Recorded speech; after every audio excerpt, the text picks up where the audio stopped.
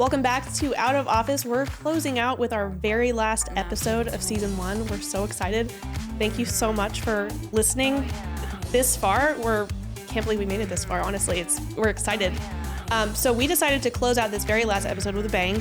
We're going to be giving you our viral content structure that's going to help you sell all of your digital products effortlessly with your content. And so if you have been struggling to make sales content or struggling to sell your products, this is for you. Now give it to me. Oh yeah.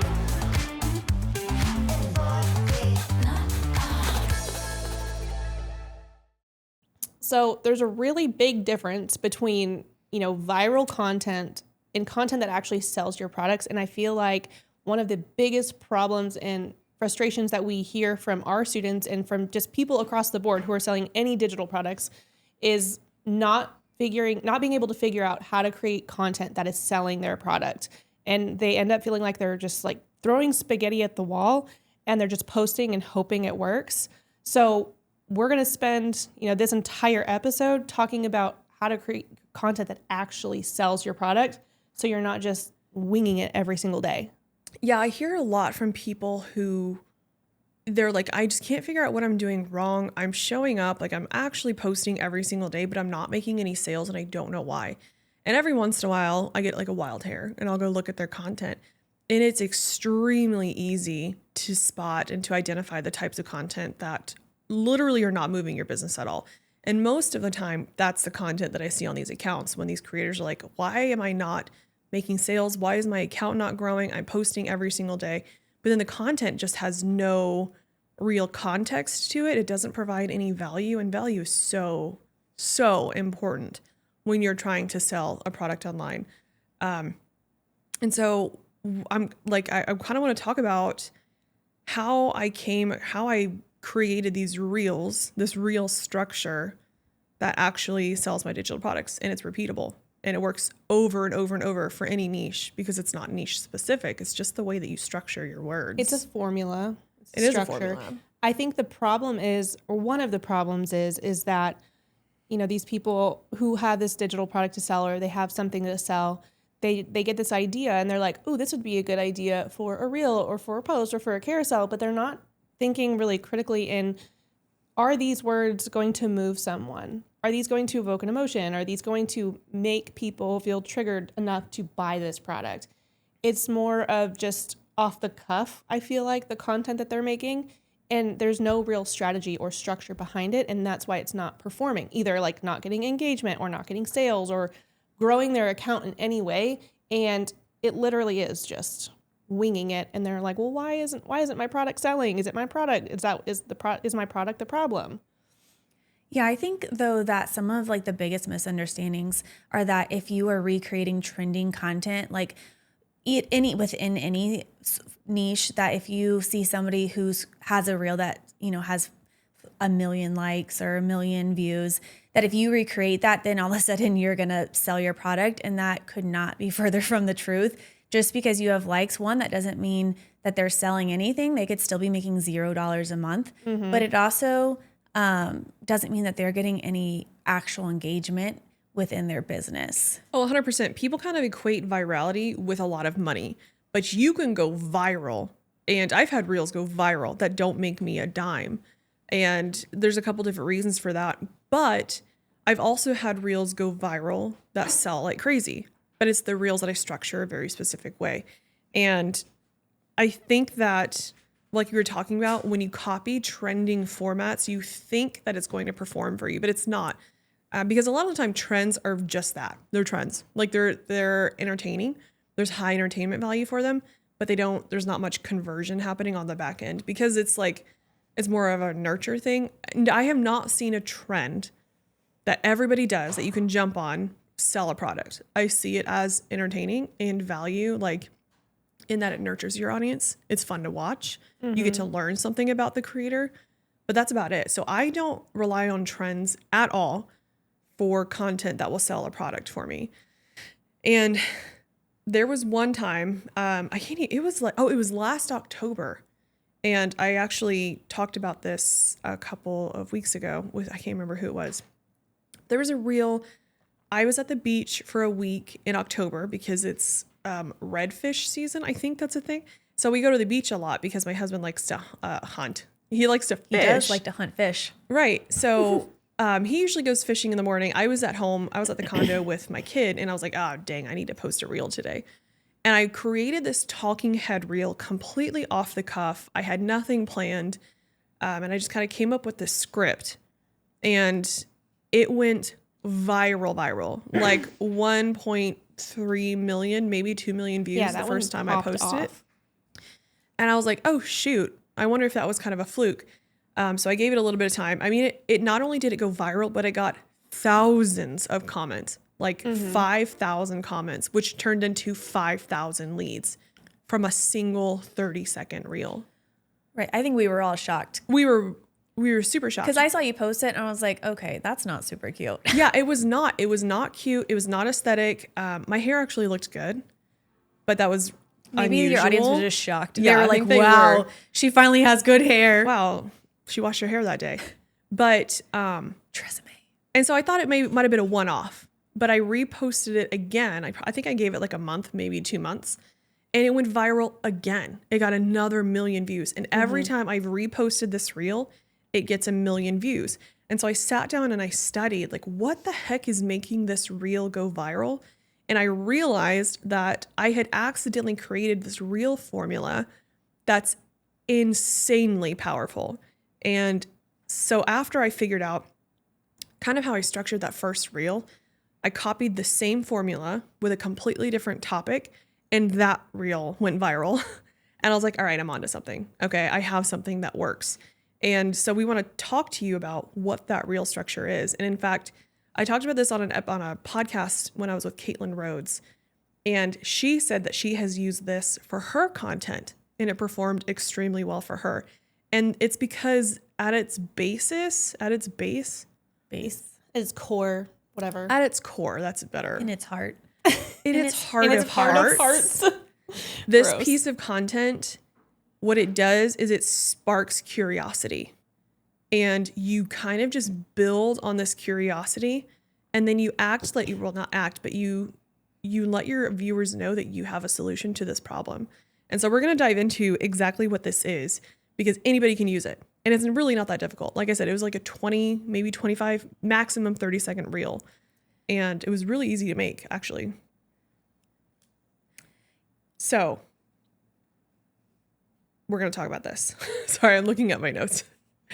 But this is about the time, once I tested this one a couple of times, this is about the time that I was like, oh, I actually don't have to guess what's going to work anymore. I know what's going to work. But before we get into like the different parts of that reel formula, I just want to point out too what you did, not accidentally figuring it out, but you had a reel that popped off that not only went viral, but got insane engagement, and we got a ton of leads out of that.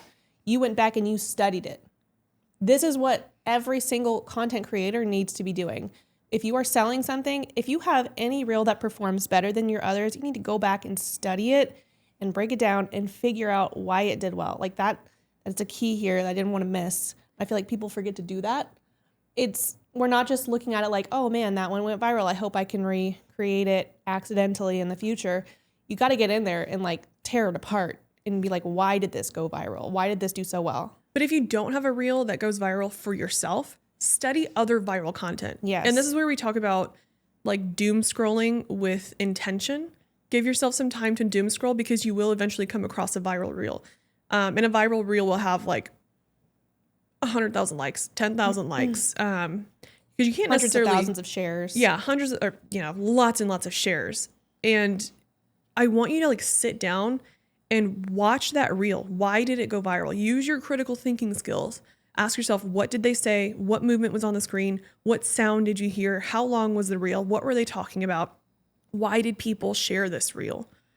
And did they ask you to share it? Did they ask you to do something? Right. Start studying virality, because you can replicate it if you understand it. Mm-hmm. And the reason that this reel went viral is because I had been studying viral content for a year and a half, almost 2 years. And so I kind of had the idea, I know what elements tend to go viral. And so you'll notice, well, I don't, maybe we can link the reel under the show notes so that they can go and see what I'm talking about. But there's some things that I did very specifically, and it was something that Paige told me to do. She was like, hey, you need to, when you start the reel, set your phone down. And she was like, actively set it down as your phone. So they can see the phone get set down. Actively set your phone down while you're talking. There's movement. It looks like you had this like spur of the moment thought and you just had to share it.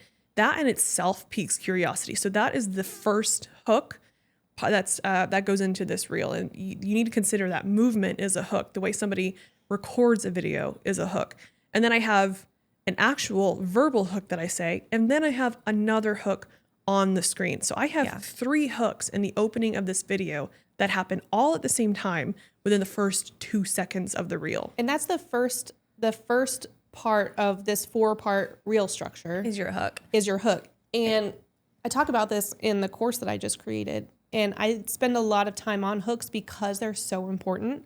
Having a combination of hooks, just like you did, is like critical now, because it used to be, you know, people, you had to get their attention in the first 3 seconds, but it's honestly not even 3 seconds anymore. That's very generous. You have to think about like how quickly you're scrolling like through reels as you're sitting there. It's fast. You need to get people in within a second. So when you like jostle your phone around as you're, you know, setting it down to record, or you're making noise, or you're stirring a drink, or you're being like an influencer and like tapping stuff with your fingernails, it's jarring people out of that like doom scroll phase. It's redirecting their attention. And so you combine all of that with a spoken hook. You are doing it all together. And it's really it wasn't that hard to do. No. You're just, instead of, you know, setting it down carefully, adjusting it, and then pressing record, you pressed record and then you did it all just like you normally would. It just added more interest. And I'll be honest, guys, there are times that I have to re-record a hook like 5 times. Because sometimes I don't like the way it sounded. It wasn't fast enough. I didn't even catch my own attention well enough. And so I'll re-record it. Don't be afraid to re-record it, because that's practice. Like, there are times when I do that exact same thing in Talking Head Reels now, and I don't like how the first take went. So I re-record it. Right. If you record it and you're like, wow, that sucks, don't just be too exhausted and post it anyways. No. Take a break and come back to it. Don't ever just post a mediocre. No. And if you start doing what I'm doing, like and I know Megan, you do this too, if you try to record the same phrase or same hook or line too many times, it's like you start short like now. Oh, short-circuiting? Short-circuiting. Like I do all the time. I did that in recording some of my modules, and I literally wanted to pull my hair out. Take a breather. Yeah. Step back. And if Megan ever sounds off the cuff, it's because she's done it 12 times already. I'm really good at sounding off the cuff. But sometimes when Megan records something, even in our podcast, we'll have to be like, can you stop making that face? Or like, why do you sound so angry? Yeah, today, guys, we meant to mention this, is our last episode of season 1. Woo. And so excited. So we're celebrating. We have a little bottle of champagne. We have mimosas here with us. Y'all, unless you're watching the video, you can't really see it, but we'll also post some content. So our producer was getting some video footage of us like popping the bottle of champagne. And Jane and Paige were like, you need to look happy. Like, you look angry. Can you please stop making that face? It's that And that's literally RBF. just my face. It is. RBF, hardcore. So if y'all see me smiling in content and like looking generally happy, it's because I had to force it. She's trying real hard. Those smile muscles are weak. It's not that I'm not happy. It's like, I'm just not a smiley person. It's true. I'm just like, She's like Eeyore. I'm not Eeyore. I'm on Lexapro. I'm not depressed. I didn't mean The depressed. Lexapro is It's not probably like why the you face. can't smile. Yeah, maybe so. That or the Botox. Should we have Lexapro sponsor us? Well, I've spent enough on it that they could probably sponsor us. And thank God. I know. I mean, really, You're though. doing good. I've never felt this light in my life. Just floating on air. So I might not look happy, but inside I actually am happy. You'll just never know it. You'll just never know. But anyway. So the hook. So you need all 3. Honestly, if somebody misses that, like if there's like a written hook and a verbal hook, but there's no like hook I can hear them saying, what's the right word? Oh, verbal. That's a verbal.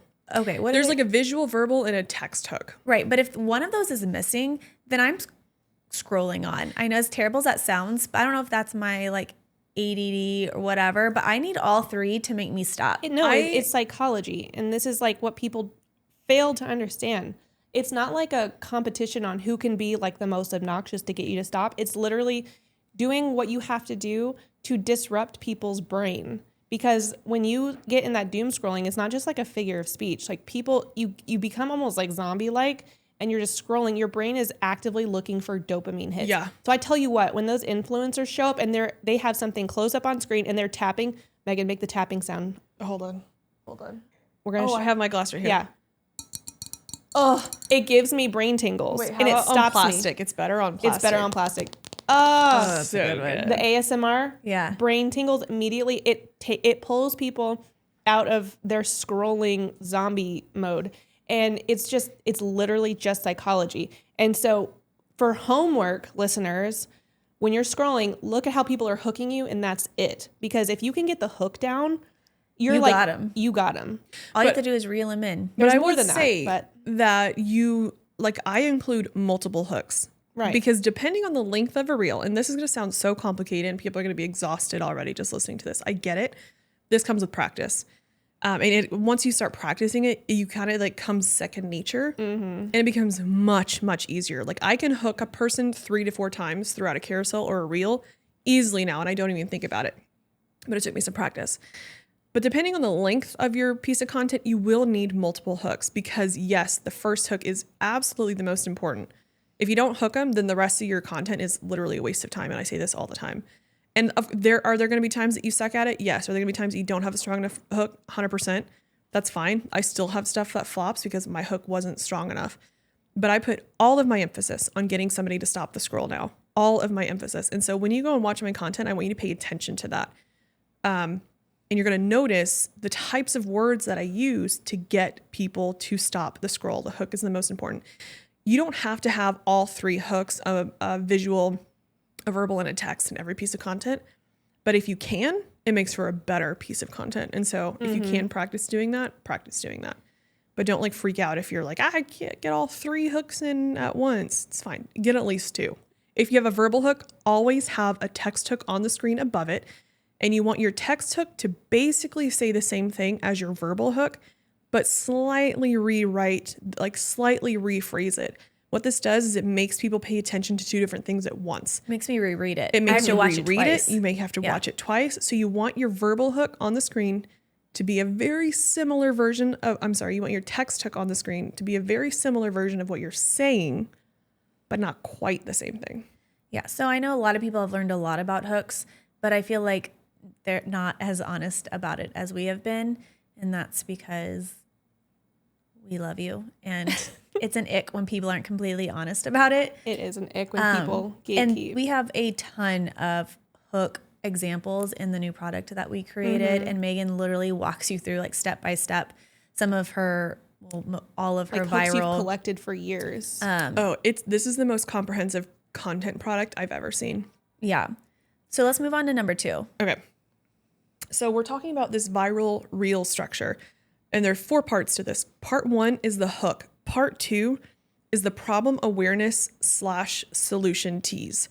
And what we're doing in this part 2, so you've hooked them, you've got their attention. The next thing that we're going to do is bring awareness to the problem or the pain point that they're currently experiencing. And again, this sounds theoretical. It sounds very broad, but it's not nearly as complicated as you think it is. And then right after we bring awareness to the problem, we're going to tease that we have a solution. Now, the most important thing to remember is that you're not actually giving away any information in this reel, because the whole goal of the reel is to get people to comment a keyword so that they download a freebie. And through that, you're collecting a lead that you can nurture to a purchase, and you're pushing people through your business ecosystem. Yeah. And that's the whole purpose of this piece of content. In short, you are getting them into your content funnel, getting them into your sales ecosystem. And like Megan said, this does sound very theoretical. I like break this down so much in the course that you're going to know this like front and back. But if you want to just see it in action, just look at Megan's content and you're going to see like, oh, I see exactly where she's doing that. But the thing about pain points though, is that you have to be very specific, and they need to be real pain points. And I feel like some people make the mistake of using ones that are too generic, and they're like, everybody knows this. Like, this is just, it's too surface level. You need to, what I like to say is you need to deliver the pain points that give your viewers an emotional gut punch. Like, you want them to feel like, ugh, like, how did they touch that sore spot? How did they know? And that's the kind of reaction you need to get out of people to get them to take an action, whether that's comment or share it or save it or, put the keyword in to learn more. You have to do that. And I've seen also a lot of other creators who sell different kinds of content products that are anti using pain points. Ugh. But it's ridiculous because they're using a pain point by doing that. I can't stand when people are like, I'm anti pain point marketing. But that's literally a pain point because Yes. other people don't like you talking about their pain points. Right. So, So anti-pain They're point like, oh, marketing I'll just buy from you. is still pain point marketing. But Yeah. what they don't understand is what their viewers don't understand is that pretty much 99% of marketing is pain point or negative marketing. And it doesn't mean it's not good versus bad. That's exactly why we buy anything. That's why Right. we buy the collagen drink that we buy. Yes. It's why we buy the hair products we buy. It's because they're like, wow, is your hair dry and brittle? Not really, but you made me think it may be Well, based off the girl in that photo. Who Mine had- actually is dry and brittle. So so now I do I'm need gonna that spend stuff. $80 on your product. Right. Everybody has a problem. No matter, it doesn't matter. Everybody has a problem, and there's lots of people with a problem that you're solving. All you're doing is serving them by saying, hey, I already know you have this problem. Here's the solution for it. I have it. You're welcome. That's Yeah. exactly what you're doing. It is a service. People, it's wild to me that people are like, I don't want to touch on your pain points. Like you said, that's the only reason we buy anything ever. Yeah. Because we're struggling with things and we want a fix for that If thing. you weren't struggling with it, why would you buy it? Yeah, I'm not going to buy it if I'm not struggling with it. Right. So what Paige was saying is that a lot of the time we see people being too generic or too vague with their pain points, and they think that they're hitting something big. And it's just like that's a given. Here's an example that I hate to see. Feeling stuck. Oh my God. Feeling stuck with what?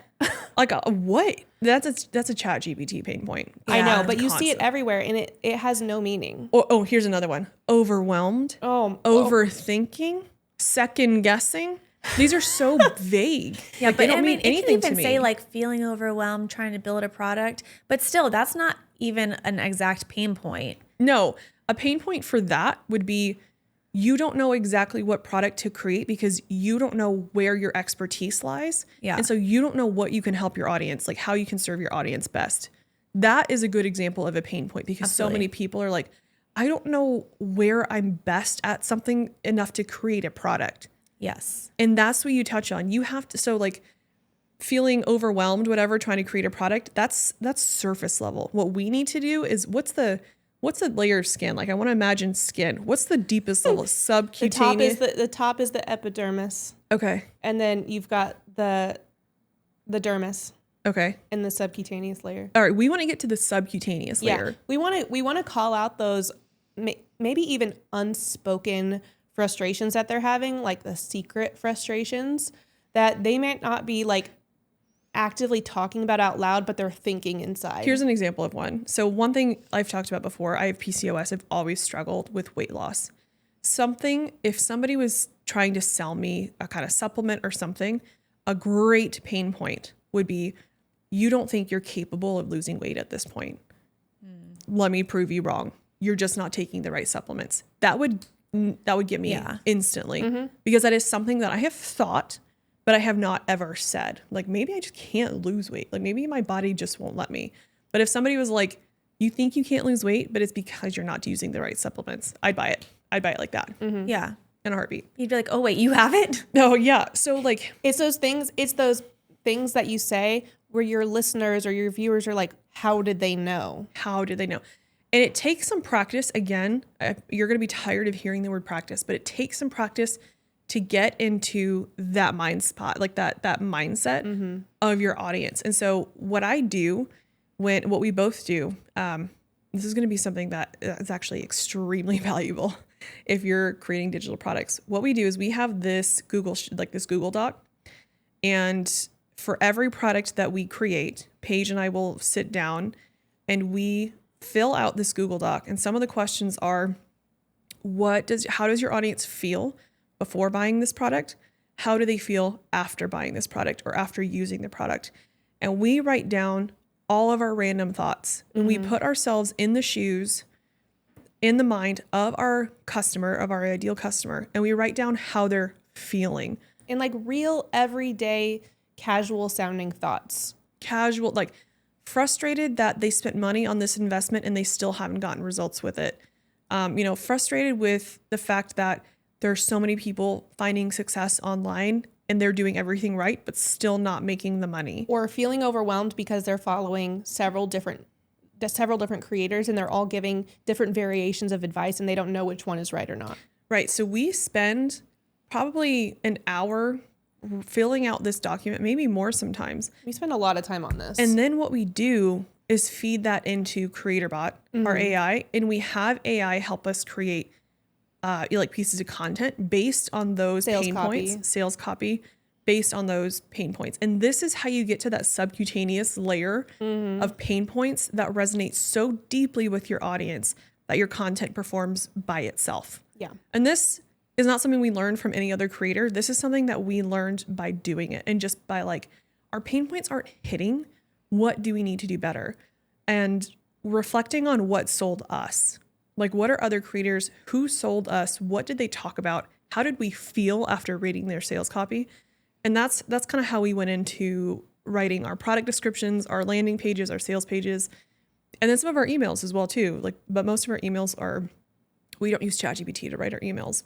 We handwrite every single one of our emails, and kind of anyway. But that's a really great way to start digging into the pain points. And this is also how you stand out from other creators.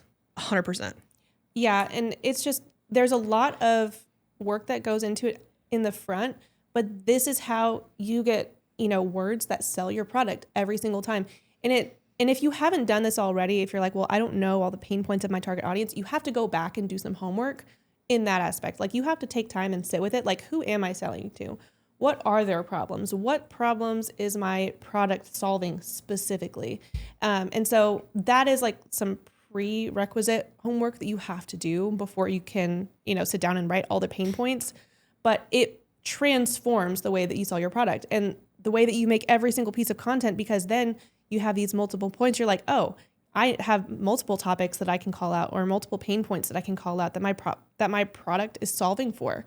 And it makes content creation faster and so much more easy because you're not just sitting there oh, what do I say that's going to move them, that's going to make them feel something. But it also makes each piece of content resonate more deeply. Yeah. Each single piece of content resonates more deeply. For sure. When you touch on these pain points. So that's the first half of part 2. The second part is teasing the solution. So what we want to do here is we've called out the problem, we've called out the pain point that they're struggling with. Immediately after that, you want to say that you have found the solution, and you want to kind of disarm your viewer a little bit. And you want to say, it's not that hard. What I do is it doesn't take that much effort. Anybody can do this, blah, blah, blah, because the truth, and that is the truth, as long as that's the truth for whatever you're sharing. Right. You actually need the solution. Yeah. Right. Right. I would hope that the solution is something that they're able to do. And I like that you use the word disarm, because I do feel like when people are going through content, they're so leery a lot of times that when you hook them and then you say, but here's your solution, it really does kind of disarm them, because they're like, oh, thank goodness you have a solution finally. Well, and not only that, but it disarms them even further when you're redirecting to a free resource. Right. So it's not I have the solution, but do you have $400 for the solution? No, it's I have the solution and I'm going to give it to you for free. Yeah. And then in the solution, in your freebie, and then in your many chat automations is where you start pitching your product. And then further, even after that, in your emails. And so on the front end, all you're doing is building trust. It's I know your problems that you're struggling with. I have a solution for you. I'm giving it to you for free. But if you want me to really help you solve this, then I do have a product if you're interested. And by that point, you've given them so much that purchasing the product is much easier. There's no friction in between that. Because they already trust you and appreciate you.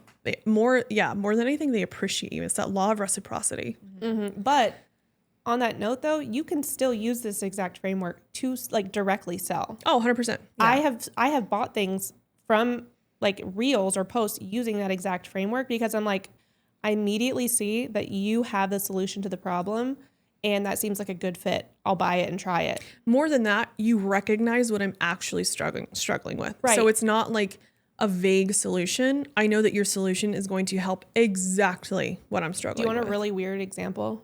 Yeah. I saw one ad and I bought it. And It's impressive. only Really I'm impressive. sorry for any of the men listening. It is a bikini trimmer. Oh, wait, I almost got that. Okay. Well.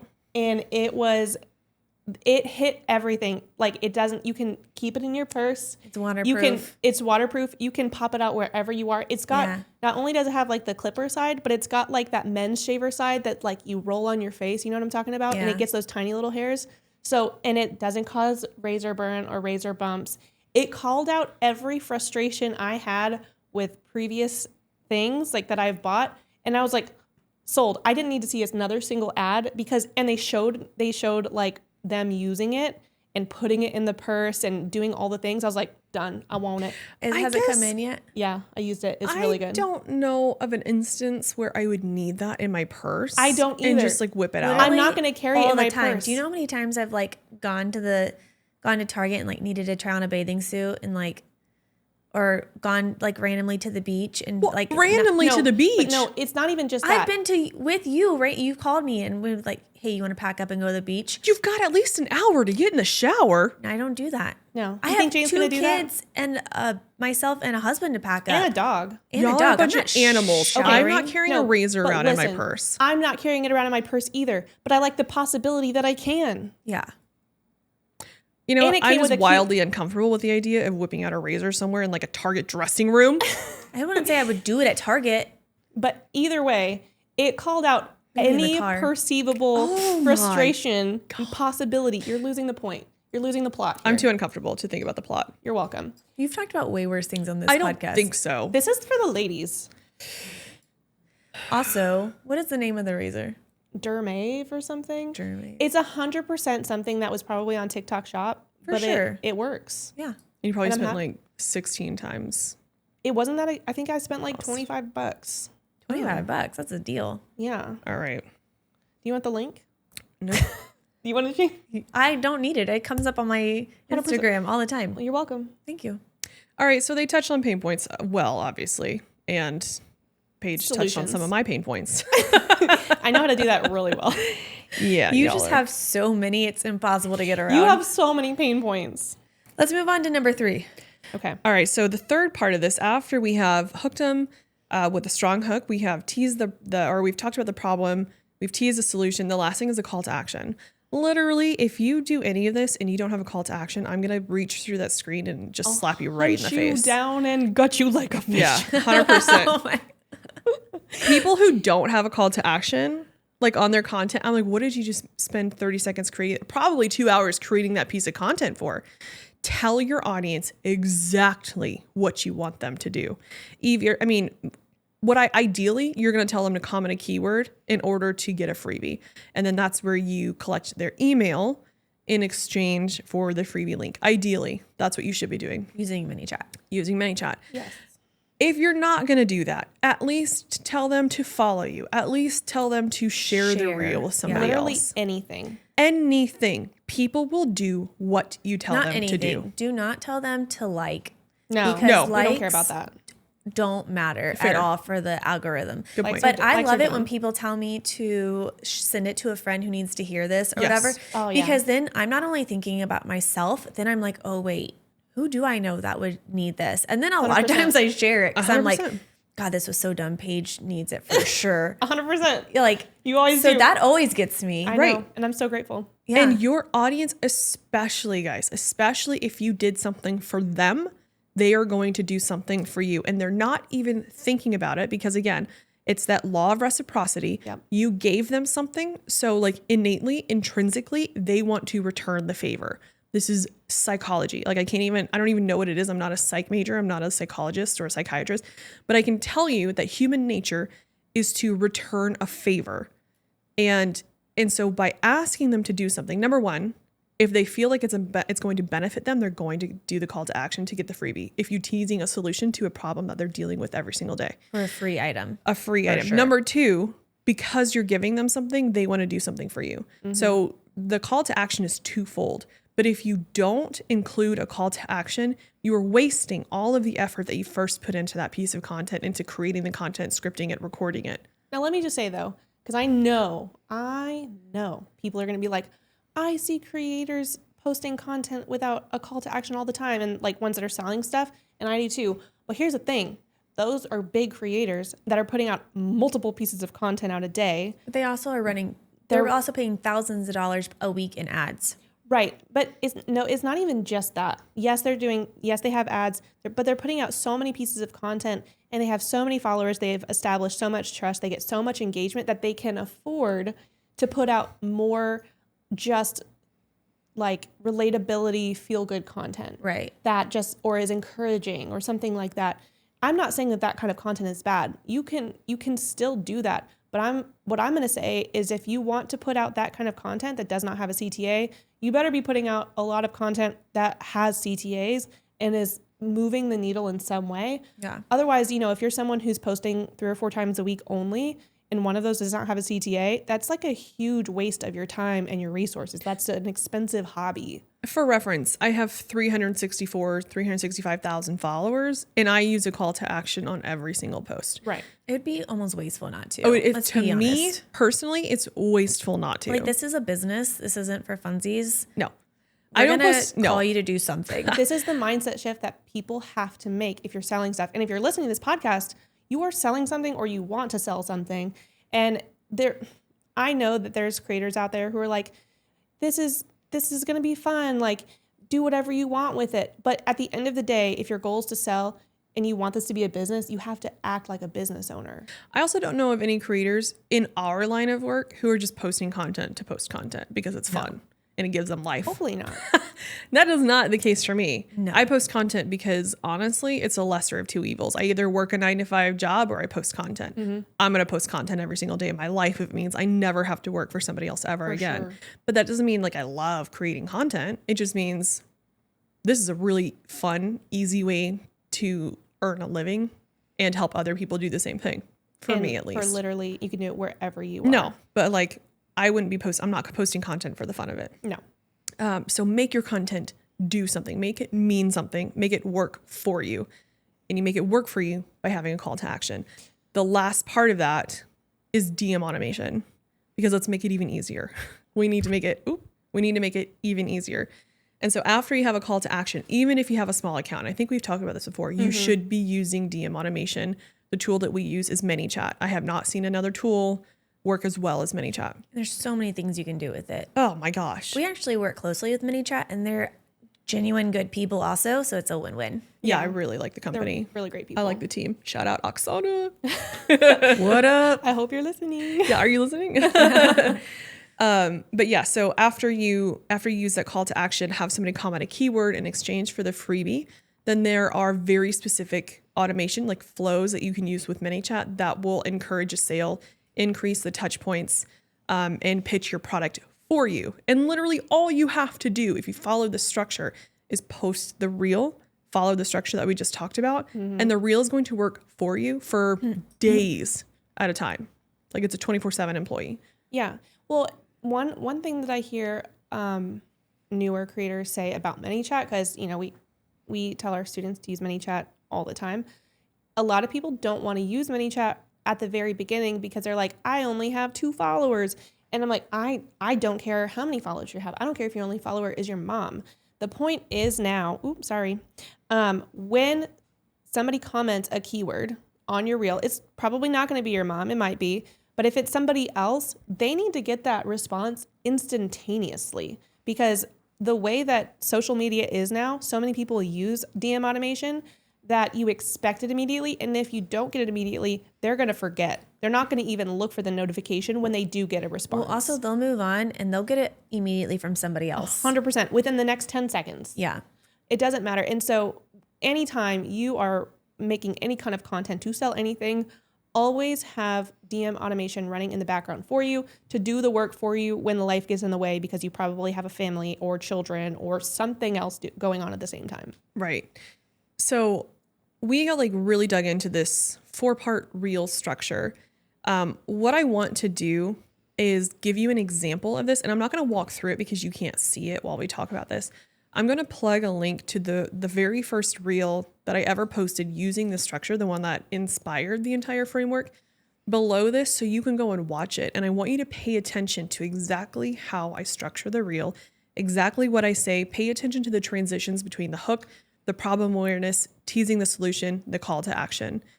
And here's where things get even more exciting for you as a listener if you have struggled to learn how to make sales content. A couple of days ago, we released a brand new product. And this is the most in-depth content tutorial. I don't even know what to call it. It's more like than a system. It's a system. The most in-depth content system that I've ever seen and I've certainly ever created.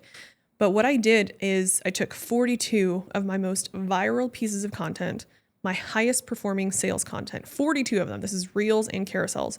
I broke down in a video for each one why they performed, why I recorded it a certain way, why I said things a certain way.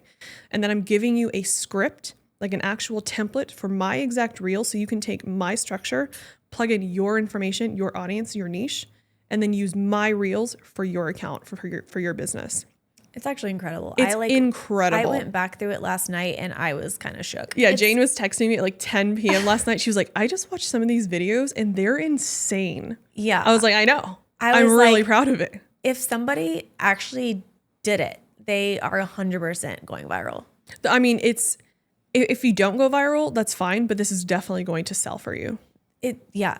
I mean, it's foolproof. Like, it's basically just plug and play your own information, teaching them exactly what to do. And I went through Pages is amazing also. And it teaches you like all of the behind the scenes, why it really helps you understand the dynamics.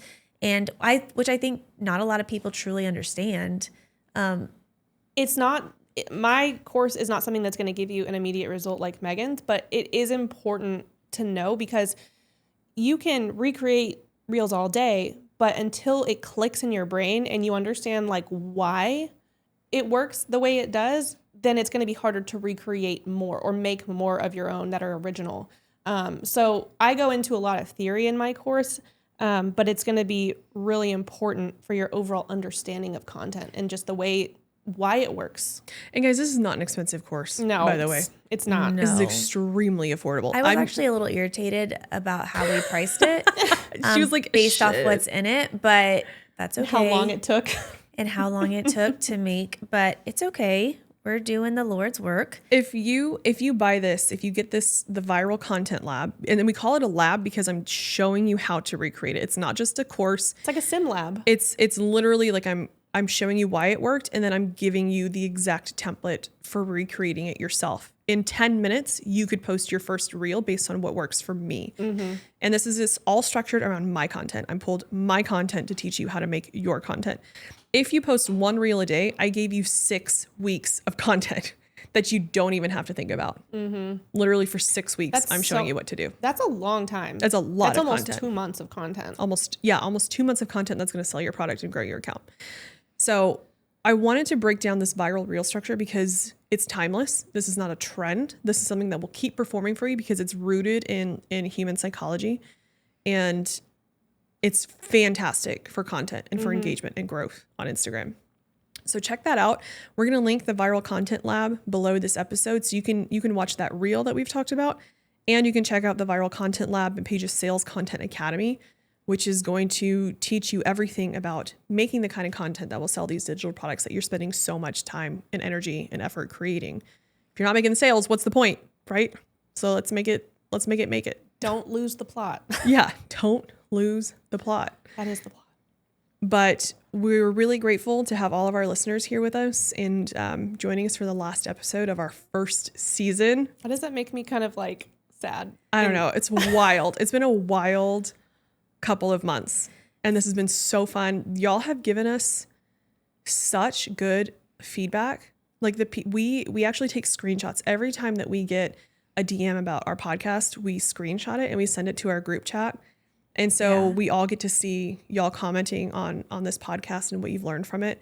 So please don't stop doing that because it it's makes our it's entire so day. encouraging, and we love getting them. It makes us feel good. We do this for you guys. We do this for you guys. This is, we really enjoy it, but it is hard work. It takes a lot of time and effort, and it feels really good and encouraging when we hear that y'all are enjoying it and learning from it and appreciate even like our dumb banter.